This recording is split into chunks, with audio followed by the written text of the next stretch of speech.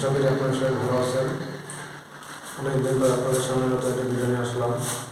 আশা করি ভিডিওটি না টেনে করে দেখার চেষ্টা করবেন এবং আমার ভিডিওটা নতুন দেখতেছি তা অবশ্যই আমার চ্যানেলটি সাবস্ক্রাইব করে আশা করি আমার ভিডিওটি ক্লিক করে নেবেন। আজকে আপনাদের সাথে আমি স্বাভাবিক সংখ্যা নিয়ে আলোচনা করব।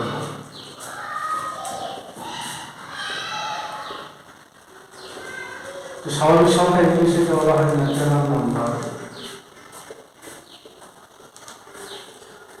সংক্ষেপে দ্বারা প্রকাশ করা হয়। আমাদের উচ্চতর গণিত বা নবম দশম শ্রেণীর গণিত সহ বিভিন্ন গণিত চাকরি পরীক্ষা বা জীবন পরীক্ষা অনেক সময় এসব স্বাভাবিক সংখ্যাতে প্রতিনিয়ত একটা একটা অঙ্ক দেওয়াই থাকে। তো আমাদের পাশে থাকেন এবং আমাদের সাথে ভিডিওগুলো পুরোপুরি দেখার চেষ্টা করুন, তাহলে বুঝতে পারবেন। স্বাভাবিক সংখ্যা ছাড়া এমন একটি সংখ্যা যে সংখ্যা থেকে অনেক সংখ্যা তৈরি করা যায়, অর্থাৎ স্বাভাবিক সংখ্যা হচ্ছে সকল অঙ্কের বা সকল সংখ্যার ভাণ্ডার। যেমন স্বাভাবিক সংখ্যার শুরু আছে, স্বাভাবিক সংখ্যা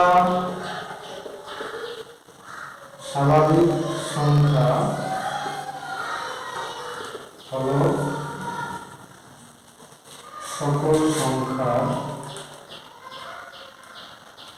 উৎপত্তি। অর্থাৎ স্বাভাবিক সংখ্যা হচ্ছে সকল সংখ্যা উৎপত্তি। স্বাভাবিক সংখ্যা আপনার 1 2 3 4 5 6 7 8 9 থেকে ইনফিনিটি। এই চিহ্নটার নাম হচ্ছে ইনফিনিটি, অর্থাৎ অসীম। স্বাভাবিক সংখ্যা শুরু আছে কিন্তু হলো শেষ নেই। স্বাভাবিক সংখ্যা থেকে আরো অনেক রকম সেটের ক্ষেত্রে অনেক রকম সেটের সংখ্যা আমরা সাজাতে পারি।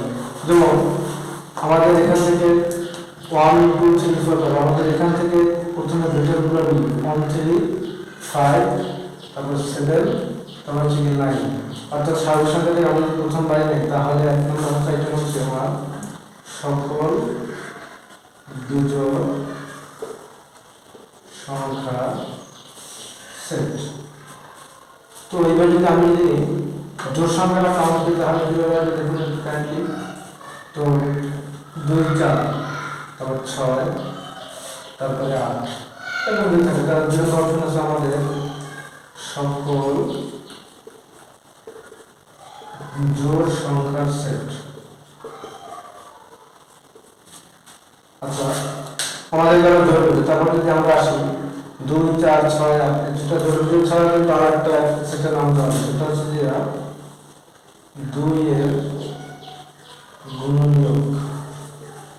গুণনীয়ক সমূহের সেট। তদ্রূপভাবে 2 এর গুণনীয়ক সমূহের সেট নির্ণয় করা যাবে, 3 এর গুণনীয়ক সেট নির্ণয় করা যাবে, 4 এর গুণনীয়ক সেট, 5 এর গুণনীয়ক সেট। অর্থাৎ আমাদের এই সংখ্যা যখন শুরু আছে কিন্তু শেষ নেই, অর্থাৎ গুণনীয়ক সেটাও শুরু আছে কিন্তু শেষ নেই। এই জন্য আপনারা নবম দশম শ্রেণীর বলতে দেখবেন যে আসলে অনেক প্রমাণ বলে যে দেখা যায় সকল স্বাভাবিক সংখ্যার সেট একটি অসীম সেট। সেক্ষেত্রে এখান থেকে কিন্তু এইসব প্রমাণগুলো যদি আমরা লক্ষ্য করি তাহলে কিন্তু অবশ্যই এটা কী বলে এই সম্পর্কে ধারণা পাওয়া যাবে। অর্থাৎ স্বাভাবিক সংখ্যা থেকে আমি যে কোনো, অর্থাৎ আমার অঙ্কের যে ডিজিট, মূল যে ডিজিট, সেটা কিন্তু স্বাভাবিক সংখ্যা থেকে শুরু। এইবার আছে আমরা পিছনে কথা বলে রাখি সংখ্যা এবং অঙ্ক। অনেক চাকরি পরীক্ষা বা অনেকে ক্লিয়ার না যে সংখ্যা এবং অঙ্কের মধ্যে পার্থক্য। সংখ্যা হচ্ছে যে কোনো জিনিস, যেমন 210, এটা কিন্তু একটা সংখ্যা। আর অঙ্ক আছে আমার ফিক্সড নাম্বার, অর্থাৎ যা নির্দিষ্ট করা থাকে।